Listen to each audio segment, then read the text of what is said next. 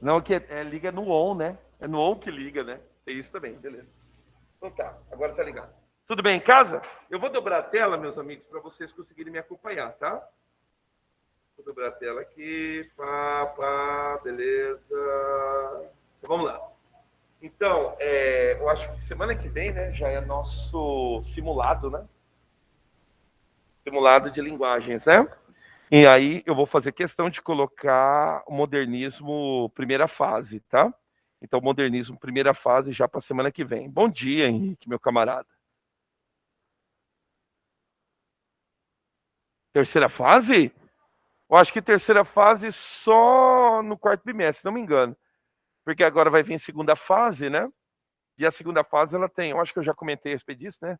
Aqui a galera quer fazer o quê? Quer fazer ruptura, os caras querem sangrar o parnasianismo, tá ligado? Chegar no parnasianismo e falar assim, "Ah!" entendeu?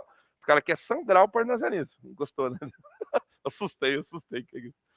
Quer sangrar o parnasianismo. Quer fazer você esquecer esse negócio. Esse negócio aí, tal, tá. Beleza. Quando dá a segunda fase, aí como o negócio já está resolvido, que é a chamada fase da consolidação, o que vai acabar acontecendo? Quem é da poesia vai escrever só poesia. E quem é do romance vai escrever só romance. Vai ser a diferença básica da primeira fase, tá? Agora não. Agora todo mundo está produzindo tudo. Vamos falar deles? Vamos falar quem são esses caras. É sempre lembrando, né, cara, que o modernismo é dividido em três fases. A gente chama de gerações ou fases, tá? A primeira fase é a fase da definição da estética, é a primeira geração modernista.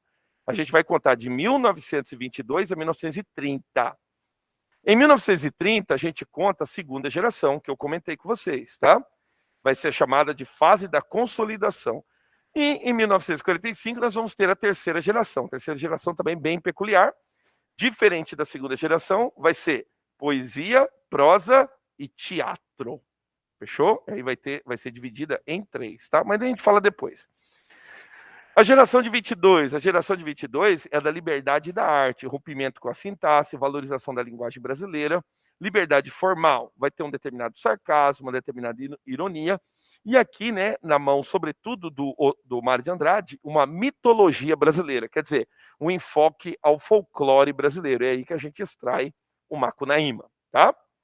E aí, cara, a gente vai ter as seguintes características, tá? O verso ele vai ser um verso branco, quer dizer, não vai ter aquela rima do parnasianismo. O verso vai ser livre, não vai ter aquela métrica do parnasianismo. Os temas são os temas do cotidiano, a crítica sempre voltada à burguesia, lembra, amar verbo intransitivo, tá? Que é sempre importante dizer, né? A própria Bochila trouxe, né? Era um costume da época, cara.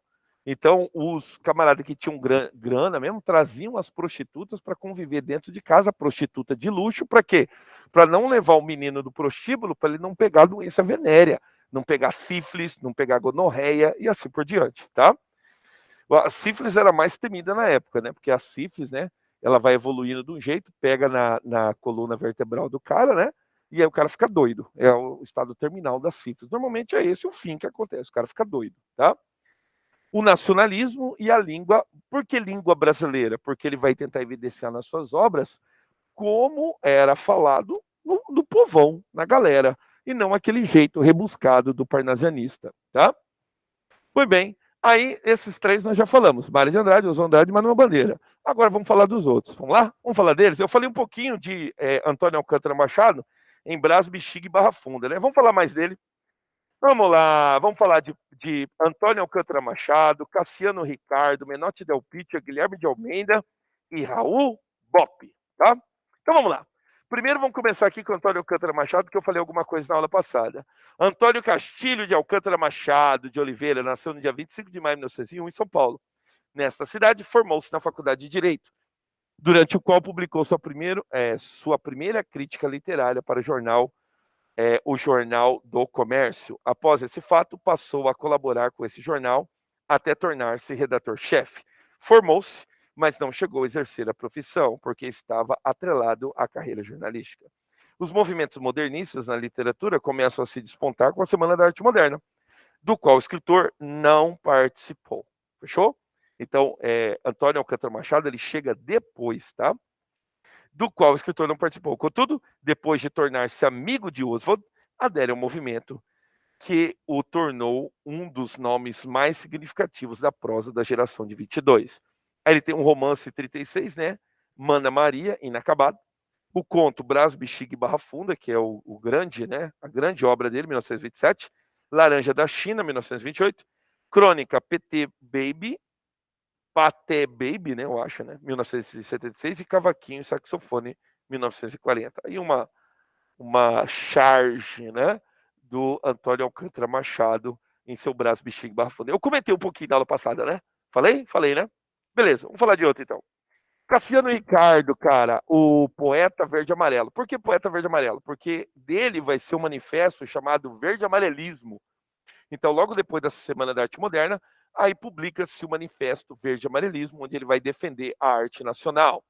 Cassiano Ricardo Leite nasceu em 26 de julho de 1995 em São José dos Campos, filho de Francisco Leite Machado e Minervina Ricardo Leite. Após terminar os estudos na sua cidade natal, São José dos Campos, mudou-se para São Paulo, onde matriculou-se no curso de Direito, que continuaria em 1917 no Rio de Janeiro, então capital da República. Tá? Formado, retorna a São Paulo, tornando-se um dos líderes do movimento da Semana da Arte Moderna, que ocorreria em 1922. Ele é um dos participantes e integrantes, um dos caras que pensaram na semana, tá? O Cassiano Ricardo. Participando do grupo Anta e Verde Amarelo, junto com nomes como Cândido Mota Filho, Menotti Del Pitta, Plínio Salgado e Raul Bopp. Uma das obras, tá? A Mentirosa de Olhos Verdes, Martins Sererê, que foi a obra emblemática desse seu modernismo, Canções da Minha Ternura e Marcha para o Oeste, 1940. Outro nome muito importante, Menotti Del Pitta. Diferente do Oswald, diferente do Mário, Menotti Del Pitta chama para ele a responsabilidade da Semana da Arte Moderna. Ele falou assim, não, eu pensei na Semana da Arte Moderna. Se é verdade ou se não é, gostei da sua máscara. Sensacional.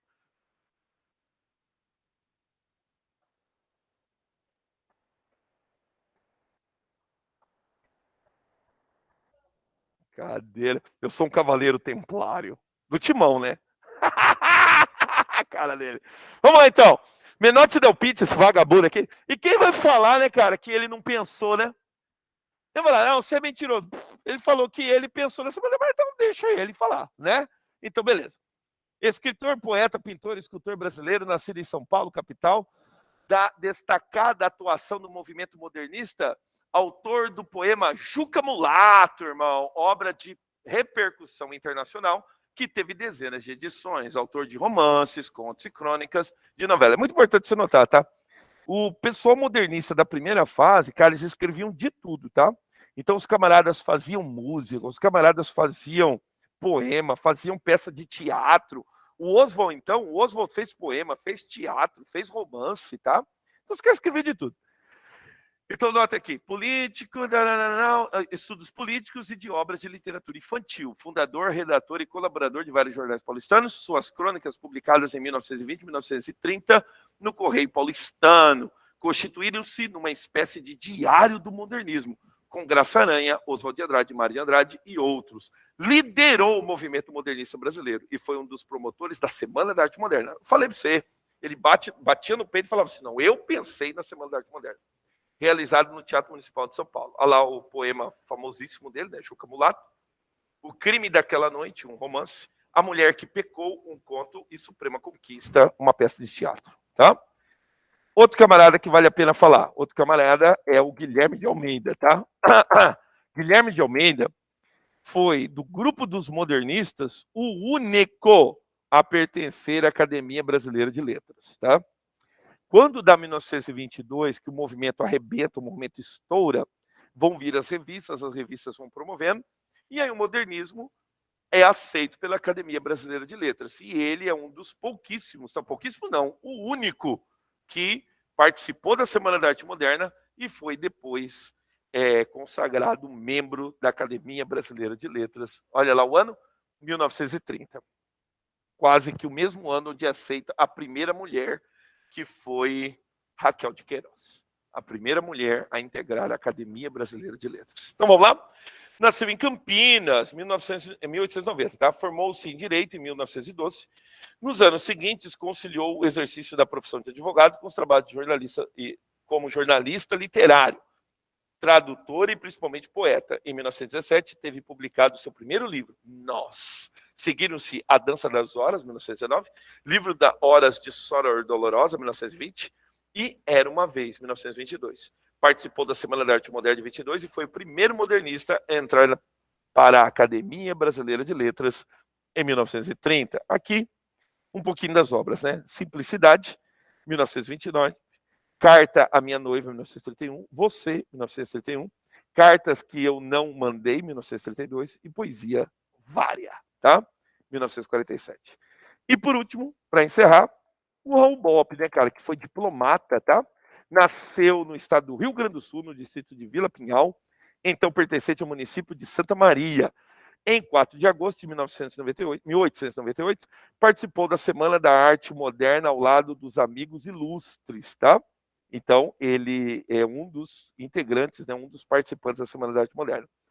Muitas das obras de Raul Bopp foram inspiradas em suas viagens, hábito do escritor desde sua juventude. Assim, com o fim do movimento antropofágico, 1929, vai para o Oriente. 2 anos depois, publica integralmente seu livro Cobra Norato, no qual cria, né, um drama épico e mitológico nas selvas amazônicas, incorporando a estrutura do verso livre, elementos do folclore e da fala regional, resultando em uma das peculiaridades de sua literatura, caracterizada pelo tom satírico, pela recorrência de cenários naturais brasileiros, oralidade e presença do diálogo e uso de aliterações. O que é o Cobra Norato, cara? O Cobra Norato, ele vai adaptar uma lenda amazônica, tá?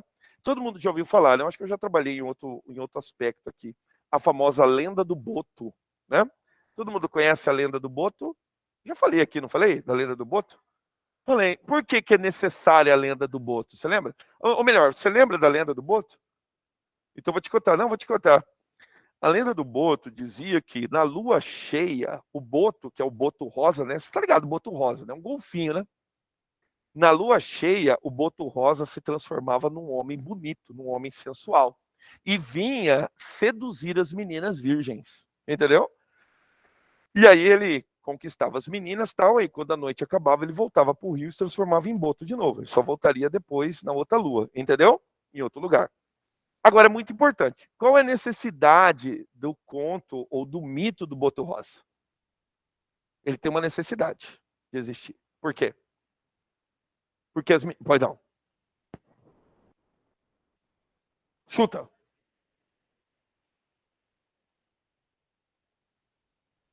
Seria uma ideia. Porque essa ideia a gente associa, por exemplo, você sabe, né? A lenda do Chapeuzinho Vermelho, né? Se conta isso justamente para evitar que as meninas não ficassem andando sozinhas. Mas é pior do que isso, cara. Se fosse só isso, mas é pior que isso. Não. Por que a necessidade do conto do Boto? Alguma ideia? Porque, porque estuprado aí já é um termo já que não é consensual, né? Não é consensual, então é crime. Então você pode perseguir o cara, você pode ir atrás do cara. Era pior, eu digo que seria talvez pior do que isso. Por que pior que isso? Porque a menina parecia grávida. E como é que a menina parecia grávida? Entendeu, cara? Parecia que. Agora eu vou te perguntar outra coisa. Se ela parecia grávida, então ela parecia grávida de quem? Porque a gente tá ligado que não era o outro, né?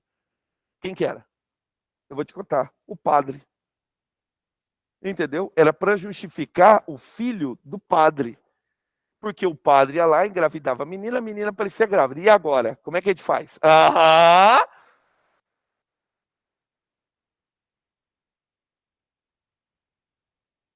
Tinha esse lance, né? Era mitologia, mitologia, tá? Folclore. Aí é que tá, é apaixonada pelo padre, ela não vai falar, entendeu? E aí, para ficar, para as outras não cair na língua das pessoas, o que inventaram? Filha do Boto, entendeu? Ah, é filho do Boto, é filho do Boto, entendeu? Até porque os padres nessas regiões, às vezes, né, são pessoas influentes que chegavam até. É isso mesmo, né? Então tá. Só que o Cobra Norato é uma adaptação. O Cobra Norato é uma cobra. Entendeu? É uma cobra que na noite de lua cheia ela se torna um homem bonito. E ela vem para seduzir as meninas. Fechou? Então é a adaptação do mito do boto, tá? Cobra Norato, Raul Bop. É a cara do safado, hein? Raul Bop, vagabundo desgraçado. Então vamos lá. Alguns exercícios, cara. Então vamos lá? PUC de Campinas, tá? Considere os textos abaixo. Um de Menotti Del Pitta e outro de Mário de Andrade, tá? Uma arte genuinamente brasileira, filha do céu e da terra, do homem e do mistério. Esse é o texto de Menotti Del Pitta. Texto de Mário de Andrade. Acredito que o lirismo nascido do subconsciente, acrisolado num pensamento claro e confuso, cria frases que são versos inteiros, sem prejuízo de medir tantas sílabas com a situação determinada. Beleza, então. Assinale as ideias pregadas durante a Semana da Arte Moderna presente nos textos acima. Vamos tentar? Valorização das coisas brasileiras e abandono de regras rígidas de arte poética tradicional. Ótimo. Eita, pega. Ai, que eu... Ótimo, né? Top, né? Beleza. Linguagem coloquial, valorização do folclore brasileiro e coloquialismo cultural. Versos livres, crítica à sociedade patriarcal brasileira. Desejo de integração no mundo, atualização do que diz respeito às conquistas da técnica. Forma não tradicional de poesia, nacionalismo e preocupação com as causas econômicas. Tem nada a ver, né, cara? O correto é a letra A. Fechou? Então, modernismo definido por Menotti Del Pitta e definido por Mário de Andrade. Mais uma? Vamos lá. Na noite do dia 15, o sarau literário foi recebido com vários protestos. Menotti Del Pitta discursou sobre o ideário do grupo e o futurismo, atacando o anacrônico parnasianismo. Mário de Andrade leu o ensaio A Escrava que não é Isaura e Ronald de Carvalho. Claro, isso aí é o segundo dia, tá? Leu o poema Os Sapos de Manuel Bandeira. Oswald de Andrade leu trechos do romance Os Condenados. Esse era o grupo de frente de uma guerra contra a tradição poética e literária do século XIX. As ideias apresentadas nessa noite teriam mais bem sintetizadas em seguida. Vamos lá? Observe o trecho acima e indique a alternativa incorreta. Só para constar, tá? Então, no nosso simulado, que vai ser semana que vem, eu vou colocar somente a primeira fase modernista. Então, coisas que aconteceram durante a Semana da Arte Moderna e depois a fase da compatibilidade. Eu não sei falar, vai, fala. Combatividade. Muito obrigado. Isso que ele falou, entendeu? Que essa fase é a fase do embate contra o parnasianismo. Observe o trecho acima e indica a alternativa errada, tá? Vamos tentar? Trata-se da semana de 22, que não foi bem recebida por um público não habituado com a arte moderna e ainda preso aos conceitos parâmetros estéticos do século XIX. Certo, né? Aqui tá certo, né? Beleza, a crítica não recebeu bem. Vamos lá. B. Com o modernismo, os autores tentaram destruir toda a produção anterior baseada em parâmetros estéticos europeus e tenta criar uma nova arte brasileira, sem qualquer influência ou inspiração em tendências que não sejam de raiz brasileira. Confere? Olha só, vai para o C. O parnasianismo é a escola literária muito atacada pelo modernismo, tudo bem? Especialmente por ter parâmetros estéticos e ideais artísticos muito diferentes dos proclamados pela arte moderna. Confere? Correto, cara. Oswald de Andrade é considerado o líder e precursor do movimento modernista no Brasil, abrindo caminhos para o alicerce da arte moderna brasileira. Confere? O objetivo da arte moderna é romper radicalmente com o tradicional, destruindo o velho e criando o novo. Excelente. Excelente. O errado é a letra B. Pois não.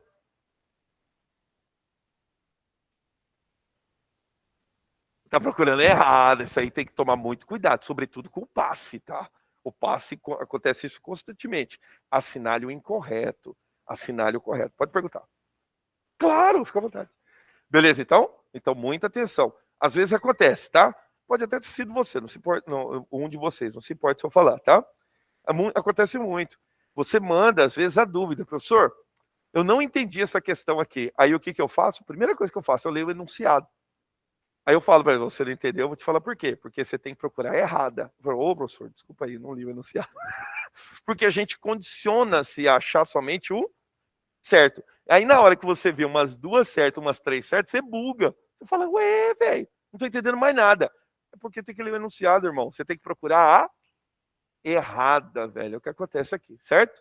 Notem que com o movimento do modernismo, os autores tentaram destruir toda a produção anterior baseada em parâmetros estéticos europeus. Até aí tudo bem, tá?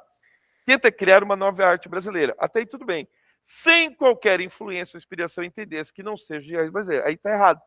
Aí que estava errado. Por quê? Porque mesmo eles ali tentando criar uma arte genuinamente brasileira, foi feito com inspiração em quem? Nas vanguardas europeias, irmão. Então, mais uma vez, é o novo a partir de uma cópia do europeu, que é o futurismo, o surrealismo, o dadaísmo, o expressionismo e assim por diante. Muito bem, vamos ver se tem mais uma. Ó, tem mais duas.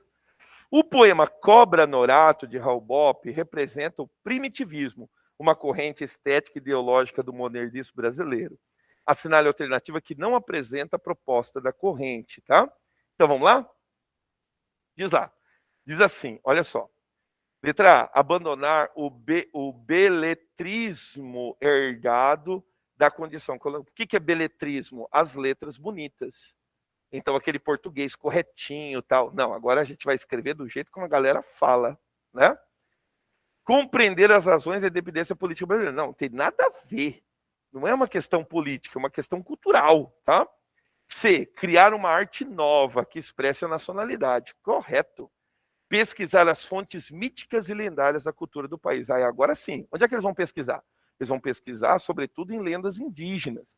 Por isso a necessidade do cobra norato. Então, é uma sucuri, tá? Uma sucuri é uma cobra genuinamente brasileira. A gente tem um correspondente da sucuri na América do Norte, mas ele ganha outro nome, né? E ela não tem o mesmo amarelado na nossa sucuri. Você já viu a sucuri? Nunca viu a sucuri? É amarela. Amarela, amarela. Já viu já? Amarela, amarela. Uma vez, cara, a gente tava dando no pau ali em Piraputanga, né? De carro, de repente o cara freou do nada. Ah! O cara freou, se voou cascalho pra tu falar. Ô, seu louco, você tá doido? Olha ali. E a sucuri atravessando a rua. Assim. É um pecado matar uma sucuri, né, cara? Pode matar uma sucuri. Nem veneno aquela desgraça tem, né, velho? É pecado matar uma sucuri, irmão. Agora, a anaconda lá do norte. Como é que é? Não, não, dá lá, gosta, vai lá abraçar ela, vai lá. Uhum. A anaconda, que é da norte-americana, ela tem um correspondente aqui na América do Sul, que é a. E agora, vou fugir o nome. Não, é a sucuri e a outra. Fala o nome da outra. É a jiboia. Então aí é o correspondente da América, que é a nossa jiboia. A jiboia já é mais pretinha, né? Já é mais escurinha. A sucuri é amarelinha, Maria é linda a sucuri, velho. Sucuri ali, ó, abraça ela lá, pega ela pra você. Sacanagem. Beleza, então. Olha o outro. Em relação à Cobra Norato, de Raul Bob, é correto afirmar que, então vamos ver? Faz comigo aqui. Se trata de um poema de movimento literário conhecido como modernismo brasileiro. Confere? Então ele faz parte do modernismo, ele é todo inverso, tá? Remete ao culto da serpente alada. Culto da serpente alada, velho. Mas tá bom, então. Eu falo, esses caras que fazem esse negócio, onde que é isso aqui? Ah, foi um curso de bombeiro militar, velho. Tá vendo aqui? De Minas Gerais, olha só, os caras estavam fumados. Se inspira na natureza tropical, a qual foi amplamente valorizada pelo arcadismo. Ah, pois não, pode perguntar. O cara não sabe. Se refere a lendas da cultura ribeirinha, típica de confluência dos Solimões com não tem nada a ver. Eu nem sei se o Solimões faz afluência com Tincuã. Nem manjo. Mas beleza.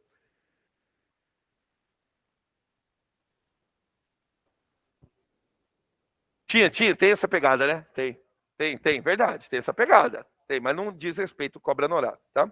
Tem mais uma? Não, acabou. Agora pega a apostila. Pega a apostila, vamos fazer com a apostila. Vocês estão com problema com o QR Code da apostila? Pessoal, o terceiro ano tá com problema. Como é que é? Ah, é? Não tá funcionando também?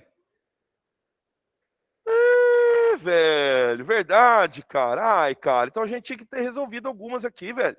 Porque como é que você vai estudar, bicho? Vai, abre lá. Abre lá, página 107, tá?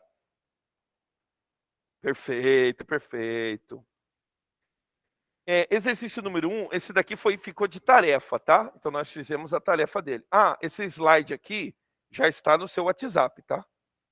Já está lá no WhatsApp para ajudar você a estudar para a prova, tá bom? Deixa eu liberar ele aqui. Deixa eu liberar ele aqui. O controle está aqui? Ele deixou o controle aqui? Não, eu levei para lá, né? Tá, depois a gente desliga aqui. Como é que é? Como é que é? Capturem o pastor pela honra dos creeds. Por quê, Almíker? Não entendi. Que pena, gostava tanto dele. De quem? No pastor Gessé. É templário. Templário, eu sou templário, verdade. Cavaleiro templário. Referência ao jogo, pastor. Tá, o jogo, né? Não manjo. Esse eu não manjo. Desculpa. Esse eu não jogo. Acho que o último que eu joguei valendo mesmo, o que foi? Vamos ver, o que eu joguei? Eu joguei Black. O último valendo, assim, pra falar que eu joguei mesmo valendo. O Black do Play 2, tá ligado? Eu zerei ele umas 600 vezes, o Black. Porque eu gostava de jogar Black. Eu acho que eu sabia decor já, todos os passos. Agora vai acontecer isso aqui, agora vai acontecer isso aqui. Tudo decor. Eu tentei jogar Battlefield, mas o Battlefield... Não, é aquele 4, acho que é o 4, né? Acho que é o 4. Mas aí eu fui até um determinado ponto, então eu não conseguia passar, desistir. Mas eu joguei bastante Battlefield 4 também. Vamos lá. Leia o texto para as questões 1 e 2, tá? Estou na página 107. Eu corrigi isso aqui em algum momento? Não, né? Só um só? Que deu tempo? Então tá, então. Vamos refazer aqui, porque alguns não tem. Fiz o 2 também? Então tá. Então já pula, então. Tá, fiz o 2, então já fiz o 3? Vai, fala outro. Fiz o 4? Fez também? Então tá massa. Fiz o 5? Que maravilha, velho. Fiz o 6? Tô na página 109 já.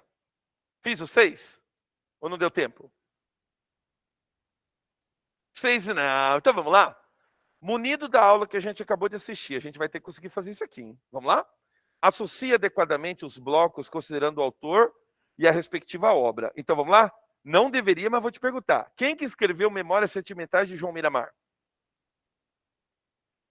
Oswald. Foi o Oswald. Então você põe lá na penúltima lacuna, você põe número 1. Penúltima lacuna, número 1. Agora é fácil, pô, pelo amor de Deus. Quem escreveu Macunaíma? Mário de Andrade. Não faz comigo, velho. Faz comigo. Mário de Andrade escreveu Macunaíma. Na última lacuna, você põe número 2. Tá completando? Agora vamos lá. Quem escreveu Cobra Norato? Raul Bop, cara. A primeira lacuna você vai pôr número 3, tá? E aí nós estamos entre Juca Mulato e Ritmo Dissoluto. Juca Mulato, quem escreveu foi Menotti Del Pitta. Então é claro, quem escreveu o Ritmo Dissoluto foi quem? Manuel Bandeira. Então, Manuel Bandeira, você vai colocar aí número 5. Ficou na ordem. 3, 5, 1, 2. Qual a alternativa correta? É assim que faz, tá bom? Você viu que excluiu um, que é justamente para pegar você, tá? Então, aqui não tem nenhum livro do... Ou melhor, o livro que está aqui, que é Juca Mulato, foi escrito por Menotti Del Pitta, mas não tem o nome do autor aqui. Faz o exercício 1 agora do 109, tá? Após estudar na Europa, Anita Malfatti retornou ao Brasil, com uma mostra que abalou a cultura nacional no início do século XX. Elogiada por seus mestres na Europa, Anita se considerava pronta para mostrar seu trabalho no Brasil. Mas enfrentou as duras críticas de Monteiro Lobato, com a intenção... Opa, deixa eu ver aqui. Algum problema aqui? Isso, página 109, meu rei. Não vai do nome não, isso. Pois não, Henrique, pode falar. Segundo B. Já fiz. Fiz a 1. Aqui não, o pessoal já assinalou. Fiz até o 5. Agora eu estou na página 109, tá? Agora eu estou na página 109, exercício 1. Pode ser? Tá, beleza. Lá no segundo ano só fiz o 1? Tá. Você quer que eu dou o gabarito? É melhor? Então tá. Agora entendi, Henrique. Então vamos lá. Deixa eu colocar aqui. Deixa eu colocar desde o começo, então. Número 1, letra E. Opa, peraí. Deixa eu socorrer meus amigos aqui, peraí. Letra E. Número 2, letra C. Número 3, letra E. 3E. Número 4, letra D de dado. Número 5, letra B de bola. E número 6, letra E. Fechou? E agora a gente vai resolver o número 1. Feito então, Henrique? Bom, né, cara? Já que o R Code tá dando pau, né, velho? Então vamos lá. Tu tá falando da Anitta Malfatti, tá? Elogiada por seus mestres na Europa, a Anitta se considerava pronta para mostrar seu trabalho no Brasil, mas enfrentou as duras críticas de Monteiro Lobato. Com a intenção de criar uma arte que valorizasse a cultura brasileira, a Anitta Malfatti e os outros modernistas, faz favor para mim, anota a letra A aí para mim. Isso mesmo. Número 1, letra A, tá? Que é o seguinte: buscaram libertar a arte brasileira das normas acadêmicas europeias, valorizando as cores, a originalidade e os temas nacionais. É sempre comum também associar a Anitta Malfatti, tá? Ao movimento expressionistas, tá? Então, a Anitta Malfatti reproduz o expressionismo, tá bom? Nas suas obras. Aí é só você pegar, por exemplo, como exemplo, O Homem Amarelo. Então, isso aí chocou a crítica nacional, né, na época, né? Como que um homem amarelo, né? Deixa eu te perguntar, por que o homem era amarelo? Como é que é? Porque ele era o quê? Não. O homem amarelo, sabe por quê? Porque ele não toma as decisões que tem que tomar. Porque ele não era um homem de verdade, ele era um homem amarelo, entendeu? O homem era amarelo porque ele era covarde. Pois não. Também não. É porque ele era covardão mesmo. Então chegava na hora de tomar as atitudes, as pessoas tomavam atitude por ele, entendeu? Então ele não honrava as atitudes, não honrava as palavras dele. É o famoso crianção, aquele que não cresceu, né? Vive toda a vida, alguém tem que conduzir ele e ele diante da sua covardia no mundo. Assim que era o homem amarelo. Legal, né? Pensar, raciocinar sobre esse aspecto. Mas o número 2. O número 2, cara, é um enigma, tá? Eu nunca consegui resolver essa desgraça aqui. Porque, primeiro, olha o poema do Oswald, irmão. O poema dele é feito com números. Números com versos, tá? 7-2, 3-1. A injustiça de 7. 7 não é não o número, tá? Mas o clube francês. Clube francês. 2-1, 2-0, 3-1. Com meia dúzia de cabeça dos portugueses. Meia dúzia é 6, tá? Vitória do clube paulistano. Futebol Brasil, tá? Bom, o poema de Oswald de Andrade remonta à ideia de que a brasilidade está relacionada ao futebol. Quanto à questão da identidade nacional, as anotações em torno dos versos constituem. Não, faz favor para mim. Marca a letra A, tá? Um direcionamento possível para uma leitura crítica aos dados histórico-culturais, tá? Então, número 2 também, letra A. Só por Deus essa daqui, né? Foi um Enem de 2013, tá? Que constou aí o poema, né? Do Oswald. Aquilo que eu te falei, o Oswald, ele escreveu do mesmo jeito que ele viveu, tá? É louco, louco, louco. Tá bom, então. Faz esse número 3 aqui. O 3 tá legal. Enem de 2010, tá? O modernismo brasileiro teve forte influência das vanguardas europeias, correto. A partir da Semana da Arte Moderna, esses conceitos passaram a fazer parte da arte brasileira, definitivamente. Tomando como referência o quadro O Mamoeiro, identifica-se que nas artes plásticas, letra A, imagem passa a valer mais que as formas vanguardistas, é isso? Letra B. Forma estética ganha linhas retas e valoriza o cotidiano. Confere? Excelente, essa é boa. Letra C. Natureza passa a ser admitida como espaço utópico. Nada a ver. Imagem privilegia uma ação moderna industrializada. Não tem nada industrializado aqui, tem umas casinhas bonitinhas ali, umas roupas do varal. Letra E. Forma apresenta contornos e detalhes humanos. Tem 3 personagens ali, mas não é o que se destaca, né, na obra, né? É o cenário como um todo. Qual que é a alternativa correta? Letra B, tá? Então, número 3, letra B. Vamos lá, número 3, letra B. Vai. Pois não.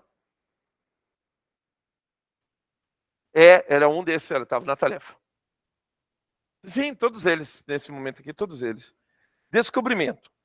Abancado à escrivania em São Paulo, na minha casa na rua Lopes Chaves, de supetão senti um friume por dentro. Fiquei trêmulo, muito comovido.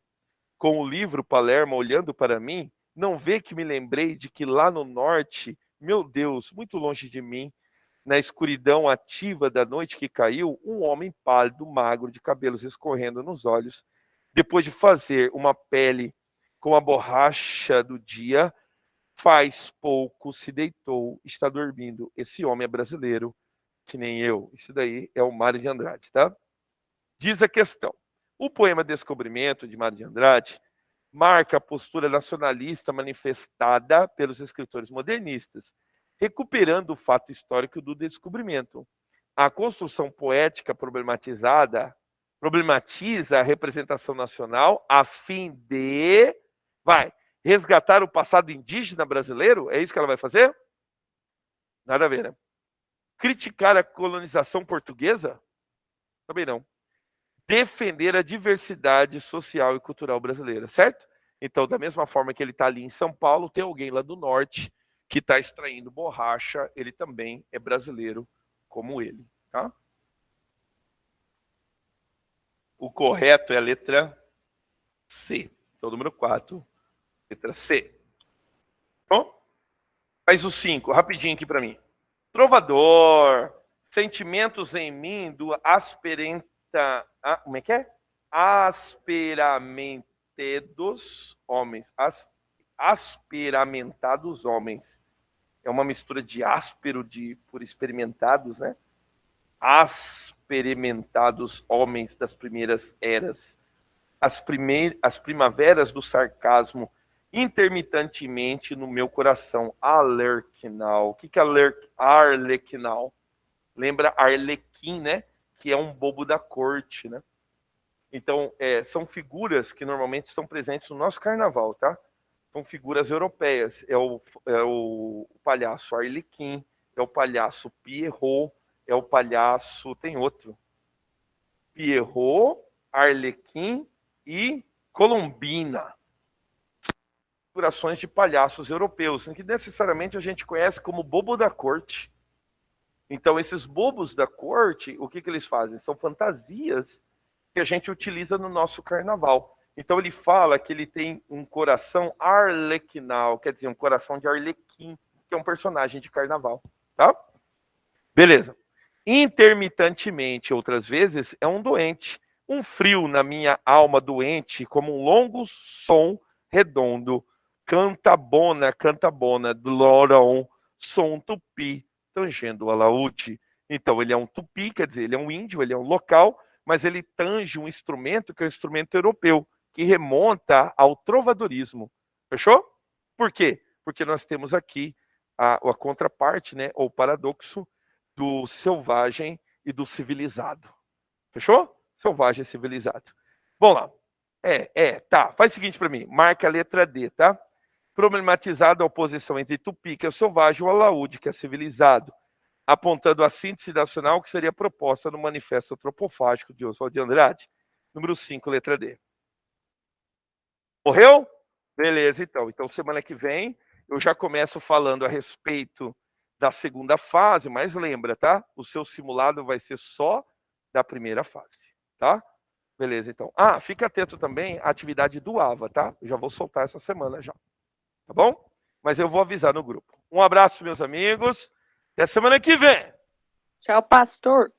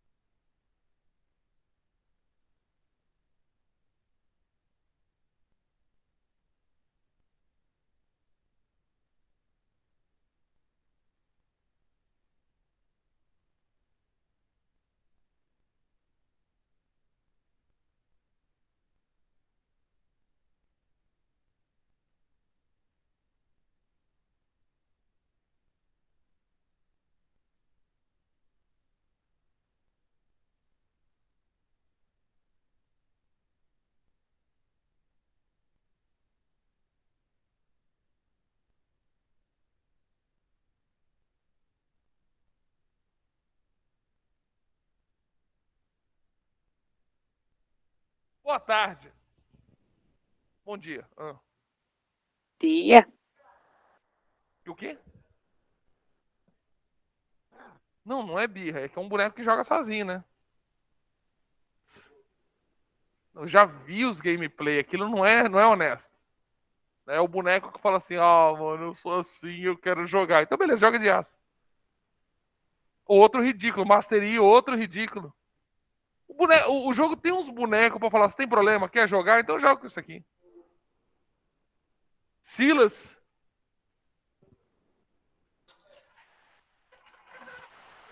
Eu dou valor em quem joga de Shen, de Anivia.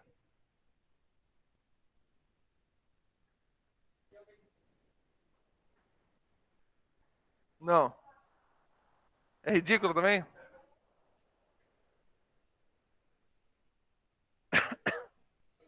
É endemoniado também. É. Renekton. Na hora de morrer, ele ulta, mata todo mundo.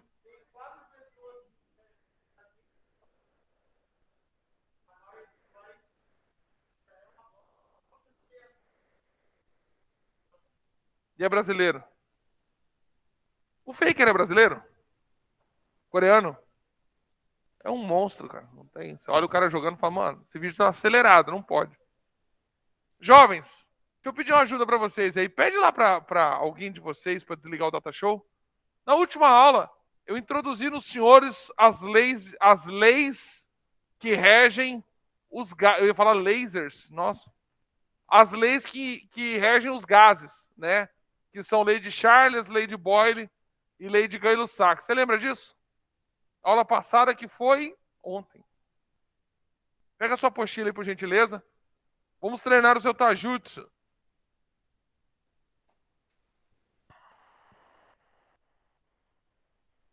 Já já, amor. Já já.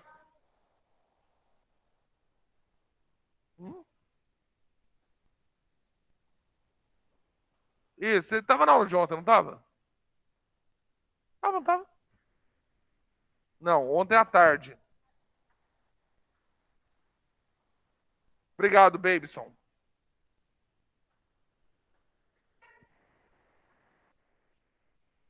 Olha só.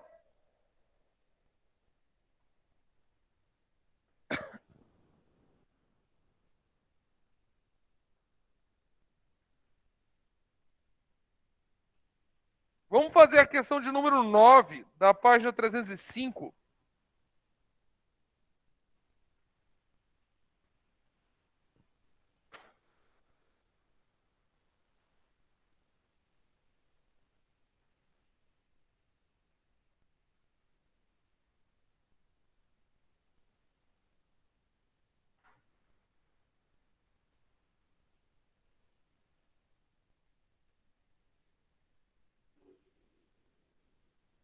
Dia 12.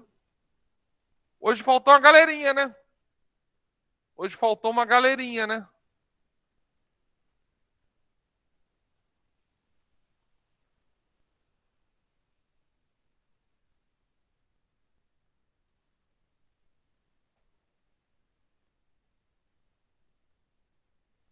Um recipiente é repartido em dois compartimentos, tendo A uma capacidade de 5 litros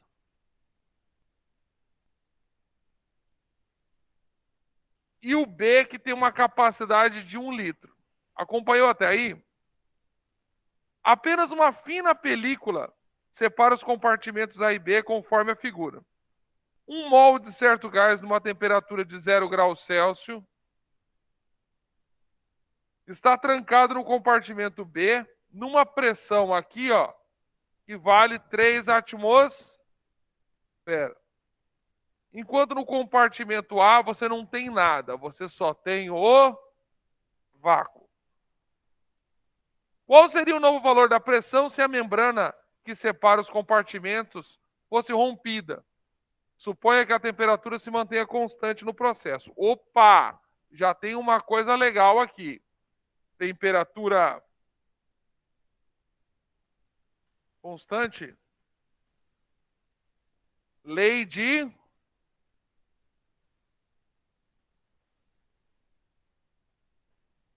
Lei de Boyle, Mariotti. Beleza? Lei de Boyle. Então, o que eu vou fazer aqui, ó? Eu vou analisar que eu tinha um gás aqui.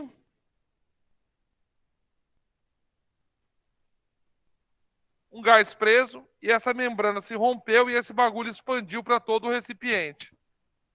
Não vou fazer pivot povotó, não. Vou fazer PB, VB, TB, PA, VA, PA. Entendemos o que eu fiz aqui ou não? Vou tirar. Até aqui, ok? GG? Eu já posso, como o meu amigo aqui já falou, como eu estou lidando com temperatura constante, lei de Boyle, eu já posso decepar a...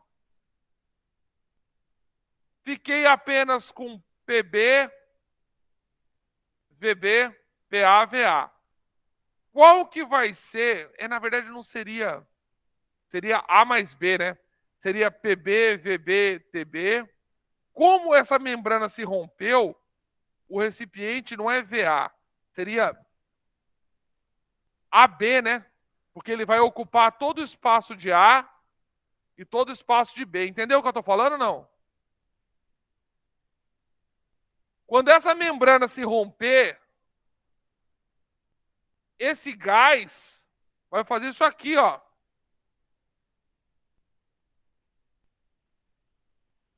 Faz sentido? Então é PB, VB, PAB vezes VAB sobre TAB. Porque ele vai se expandir por todo o recipiente. Faz sentido? Vai ocupar tudo. Mas de qualquer jeito eu vou cortar esse bagulho. Pressão de quando ele estava apenas em B era 3 atmosferas, não é isso? Volume de quando ele estava apenas na parte B aqui de baixo.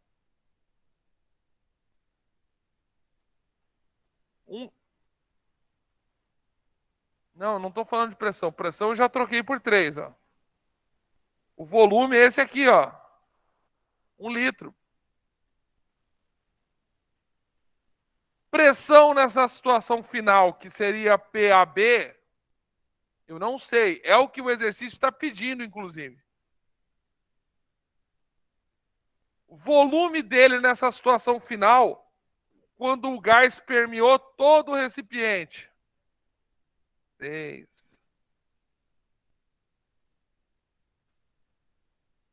3 dividido por 6 é... Por que 6? Porque quando ele estava aqui embaixo, esse recipiente de baixo tinha 1.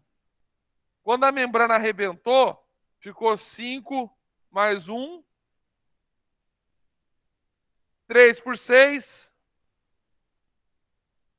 Meio. Difícil. Uma questão complexa que levaria vários dias pensando, sem dormir, sem comer. Não, né? Sussa até. Vamos fazer uma questão de teoria aí para animar você? Questão de número 6, página 304.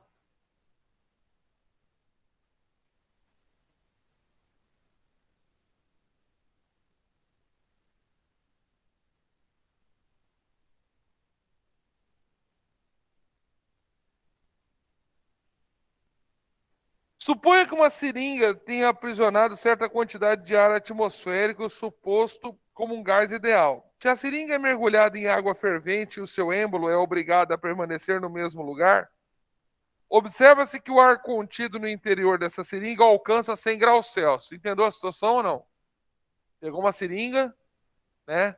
Manteve o ar ali preso dentro da seringa e mergulhou na água fervente. Rapidamente, essa situação deve ser do gás preso na seringa alcançar aí 100 graus. Beleza? Com certeza, até esse ponto do texto, vai ter um aumento na temperatura e também na pressão. Panela de pressão, falei na aula passada. Vamos lá. 100 graus. Em seguida, comprime-se o êmbolo de forma quase estática, com a seringa ainda mergulhada em água fervente. Mantendo-se a mesma força no êmbolo, a seringa é então retirada da água fervente e observa-se que o volume do ar diminui aos poucos. As transformações que o ar atmosférico sofre no interior da seringa são, respectivamente,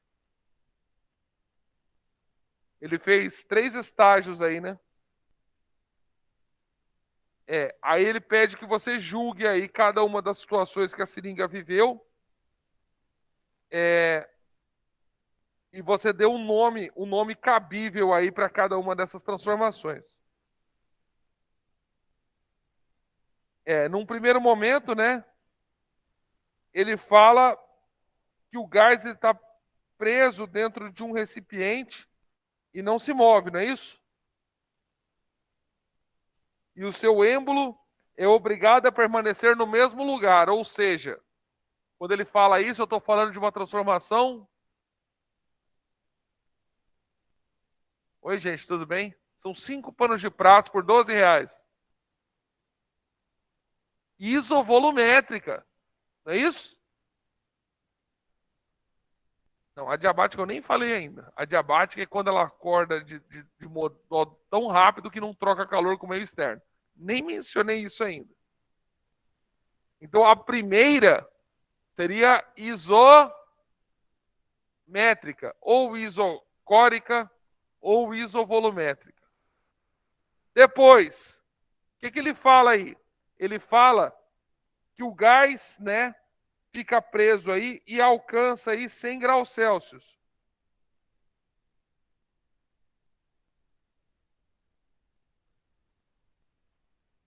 Certo? Observa-se que o ar contido no interior alcança 100 graus Celsius. Em seguida, comprime-se o êmbolo de forma quase estática, com a seringa ainda mergulhada em água fervente.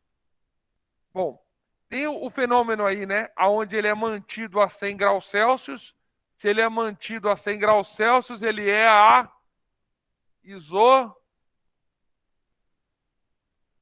e aí depois ele comprime, né, para manter o êmbolo no mesmo lugar. Ainda mergulhada, movendo-se com a mesma força do êmbolo, a seringa é então retirada e observa-se que ele retrai, né, que o volume vai reduzindo aos poucos. Mas veja que logo após essa história dos 100 graus Celsius, ele fala que ele comprime o êmbolo de maneira quase estática, ou seja, controlando a pressão. Então ela é isobárica. Tem alguma alternativa que fale dessa sequência aí? Qual seria? Letra D. Não é difícil, né? Quando mexe com pressão é isobárica. Pressão isobárica, temperatura isotérmica. Se não for nem pressão nem temperatura, é isovolumétrica, isocórica ou isométrica. Os nomes são todos iguais. Nham, nham, nham, nham.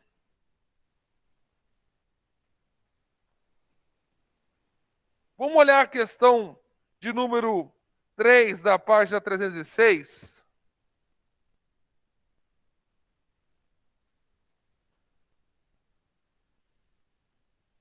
Cara, vocês estão numa preguiça hoje. Deus me defenda, hein? Devia ter trazido mais bala hoje, né? Chipa, cachorro-quente, algodão doce, comida, feijoada. Vamos já pro modo agressivo já. Feijoada com farofa, couve. Ixi, Maria. Bragabofe.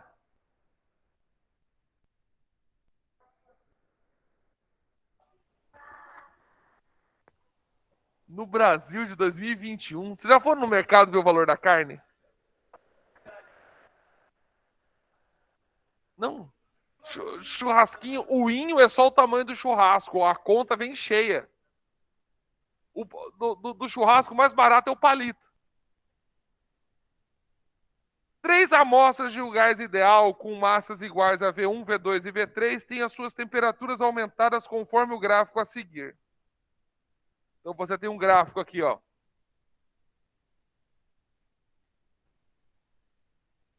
Ele coloca aqui pra gente um V3 que ele é assim.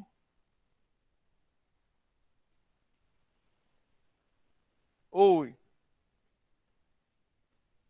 Isso, exatamente. Se nada for constante, é piviti povotó.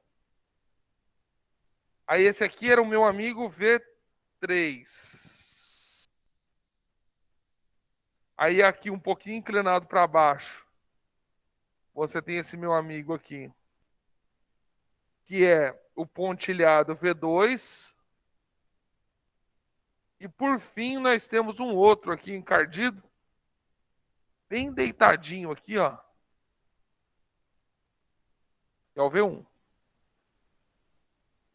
Qual a relação entre os volumes V1, V2 e V3? Como é que eu vou saber isso? Não sei, eu não sou obrigado. Analisando o gráfico, muito bem. Jovem, o que você está observando aqui, ó?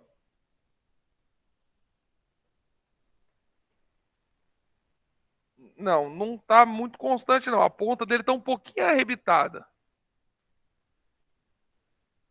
Está um pouquinho a coisa arrebitada. O que eu estou vendo aqui? Eu estou vendo que, na medida em que a temperatura está crescendo, a pressão aumenta muito pouco. Sim. A temperatura. Estou analisando só o V1. Na medida em que a temperatura está crescendo, a pressão está aumentando muito pouco. Sim ou não? Isso acontece se eu estiver dando o quê? Mais ou menos espaço para ele. Muito espaço para ele. Está praticamente constante, concorda? Que nem o meu amigo ali se confundiu. Está praticamente constante. Então eu concluo o quê? Que se eu estou mantendo a pressão praticamente constante, eu estou aumentando a temperatura e eu estou abrindo espaço para ele, para que a pressão não dispare. Então eu já estou te falando que esse V1 aqui, ele é bem hypado, ele é bem alto. Consegue ver? Na medida em que eu tiver gráficos cada vez mais próximos dele, eu vou ter volumes cada vez mais correspondentes. Quanto mais parecido for os outros dois gráficos com esse gráfico aqui, V1, quanto mais parecidos eles forem com o V1, maior vai ser essa condição de tamanho aí de espaço volumétrico. Tá entendendo meu raciocínio ou não? Observa comigo aí. Tirando o V1, que eu já entendi bem o que está acontecendo, quem que é o cara mais próximo dele? O V2. E por fim, o mais diferente de todos. Então eu vou concluir que esse V1 aqui, ó, ele é o maior de todos, seguido do V2, que por sua vez está como em último lugar aí.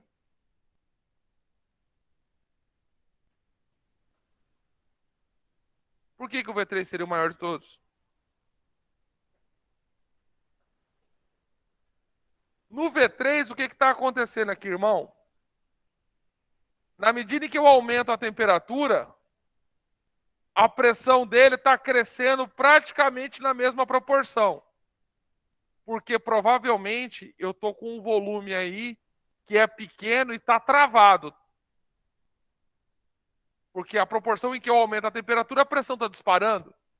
Então ele deve ter um volume pequeno e travado nesse valor. Já esse cara aqui, ó, se ele está quase na horizontal aqui, na medida em que a temperatura está crescendo, essa pressão praticamente não muda. Por quê? Porque eu estou expandindo, eu estou deixando ele crescer para a pressão não... Tá entendendo o raciocínio ou não? Resposta correta para essa associação é a letra... Uma questão boa, hein, cara? É só pensar um pouco.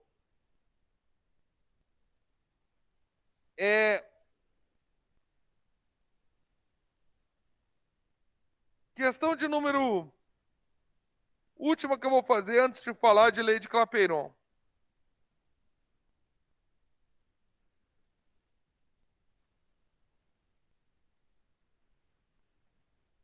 Seja um recipiente metálico e contendo 3 da página 306. Complementares.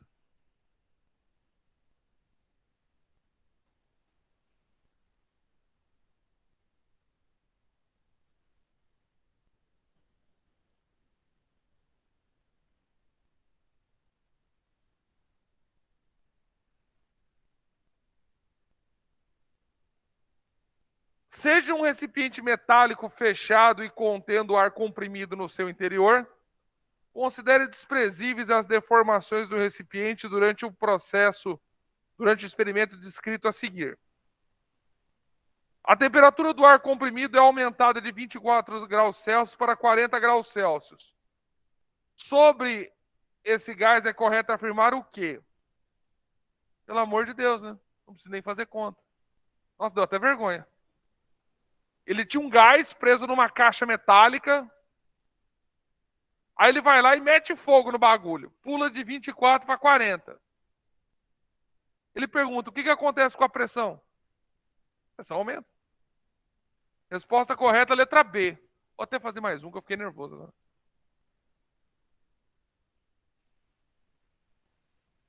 Vocês não ficam frustrados quando você vai fazer um exercício? É muito fácil.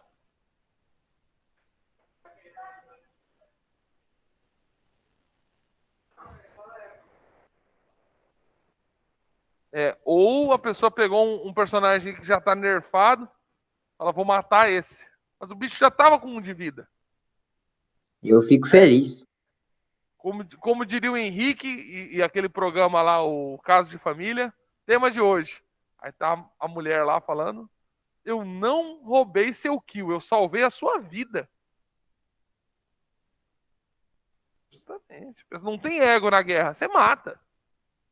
Questão de número 4. Um processo acontece com um gás ideal que está preso num balão extremamente flexível em contato com a atmosfera. Ó, num processo acontece com um gás ideal que está dentro de um balão muito flexível, ou seja, eu tenho grande facilidade em deixar ele aumentar e diminuir.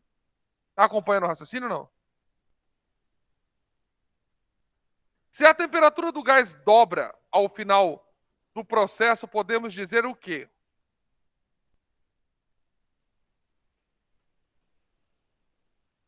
Vamos pensar? Piviti Povotó.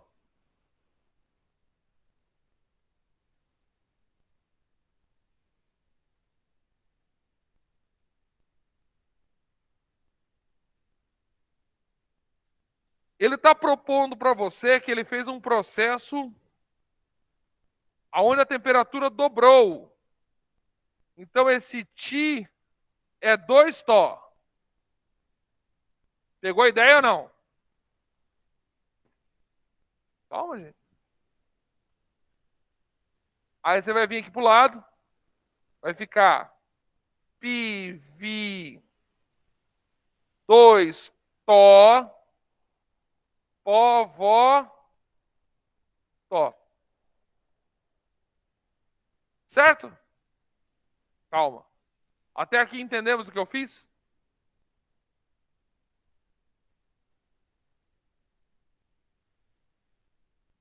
Vou passar esse 2 que ficou sozinho para o lado de lá. Ficou Pi, 2 Pó, Vó. Faz sentido? Tem alguma alternativa que esteja narrando isso aí? Pensa um pouquinho, gente. Pensar faz bem. Ele falou que o balão é extremamente flexível. O que isso quer dizer? Pode aumentar de volume. Parabéns. Se ele tem essa habilidade de dobrar de volume, ele dobra de volume tentando manter a pressão constante. Resposta correta, letra? Letra E, você está certo. Letra E, porque a pressão, como ele é muito flexível, ele vai aumentar de tamanho para não aumentar a pressão. Percebeu? Ele vai preservar a pressão constante, mas em contrapartida o volume dele vai crescendo. Se você entendeu essa expressão aqui, jovem, você está vendo aqui, ó, que lendo que o balão é muito flexível, π é igual a π, esse é igual a esse, mas para que isso seja verdade, V é 2 Vó. Ou seja, ele dobrou, não, estourou não, dobrou de... Faz sentido? Só que tem que pensar, pessoal. E uma coisa que as pessoas não querem hoje em dia é pensar.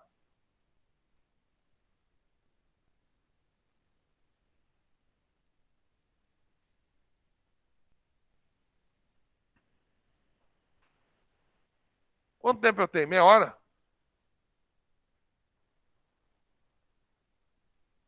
O relógio da sala está parado desde 2010. São 12h15. 10 minutos. Obrigado, Jarvis.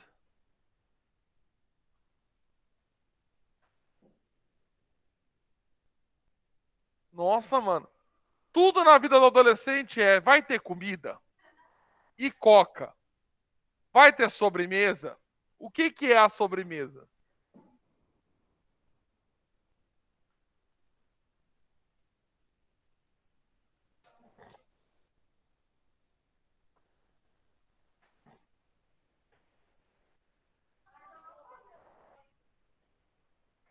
Você vai fazer brownie amanhã? Que bom.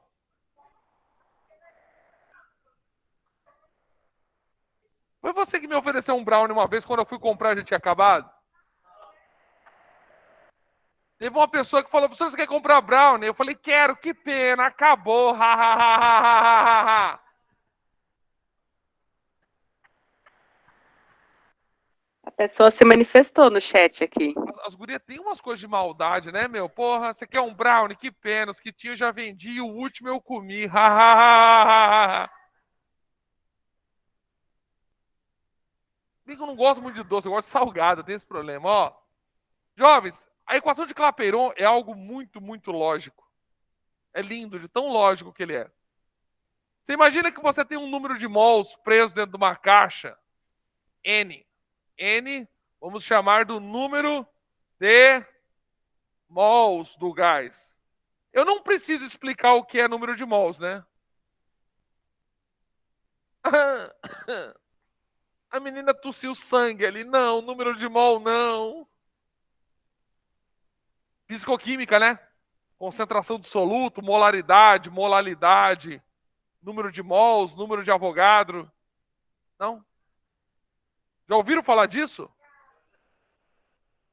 O número de Avogadro é o número necessário de moléculas de uma determinada substância que você percebe um comportamento característico. Menos do que aquilo, você não percebe o comportamento desse material ou desse gás. Não é isso? Qual que é o número? Vixe, 6,02 vezes 10 elevado a 23. Perfeito. Tá, eu não preciso explicar isso. Por isso que a gente tem aula de química e física na escola. Fala. Clapeyron. Clapeyron. Clapei. Morri.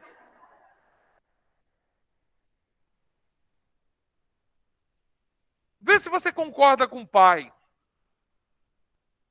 Quanto mais eu tiver aí, né, moléculas dentro de um gás, não, moléculas agregadas, presas dentro de um recipiente, quanto maior o número de moléculas, maior a pressão que o gás vai ter.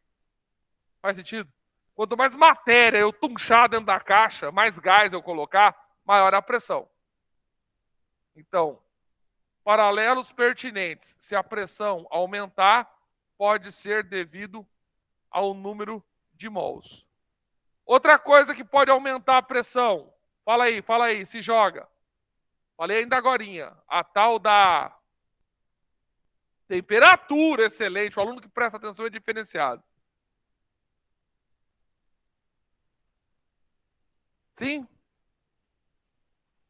Fala aí uma coisa que não ajuda a pressão.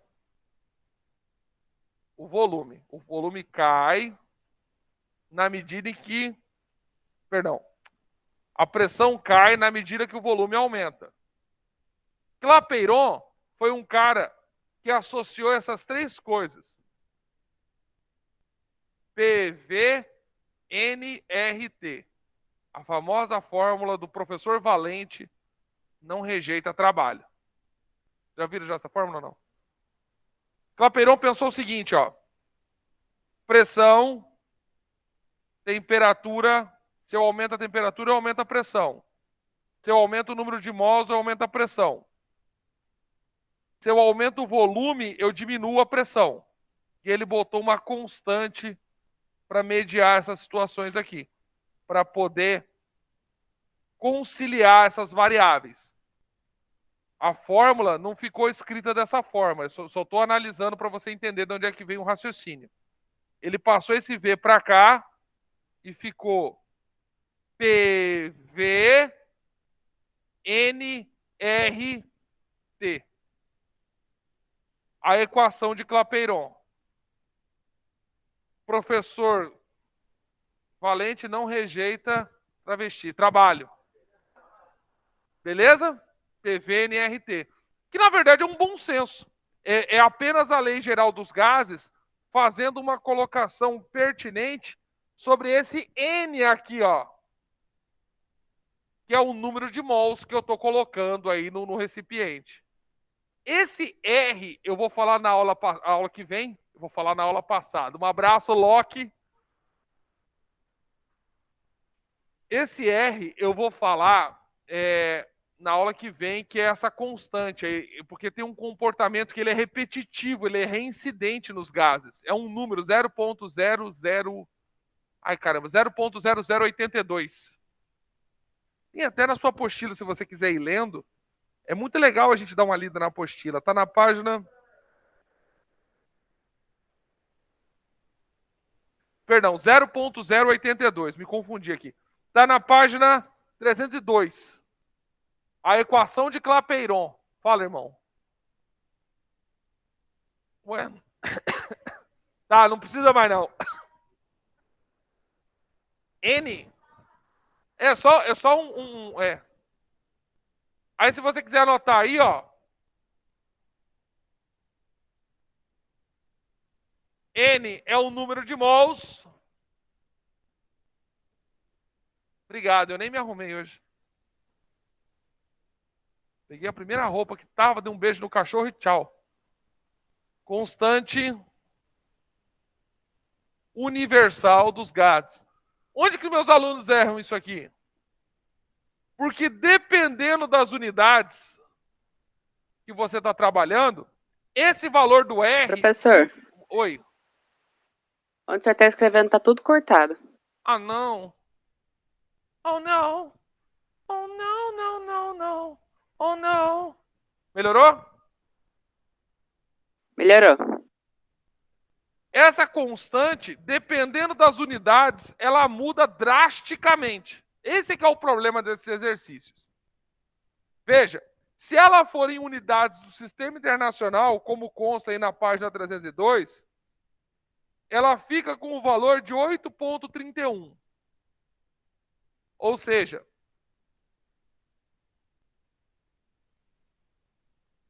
se ela for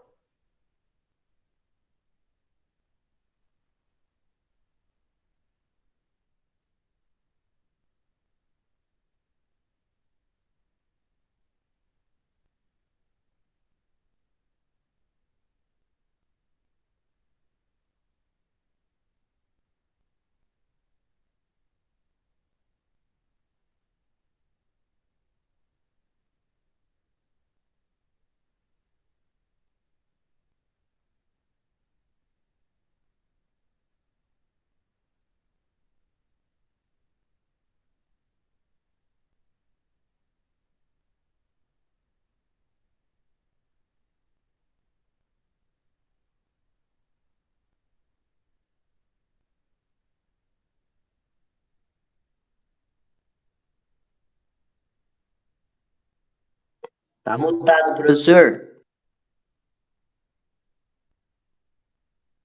Não estamos microfone vos morreu. escutando.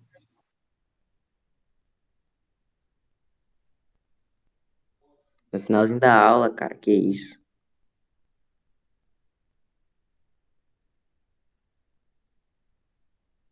O microfone falou, não quero mais ouvir o Zazik. É isso.